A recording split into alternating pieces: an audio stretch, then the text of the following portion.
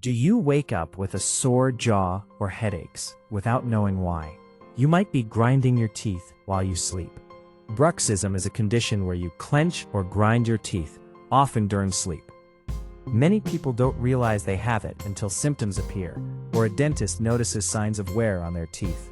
Sleep bruxism is linked to the nervous system and often occurs during light sleep or brief awakenings.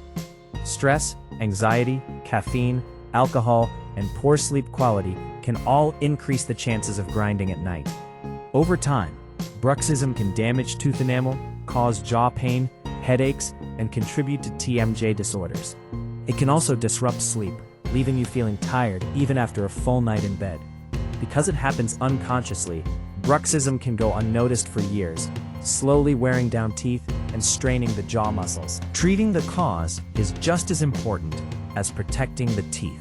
If you suspect bruxism, addressing stress and improving sleep can make a real difference for your jaw, your teeth, and your rest. Like and subscribe for more videos.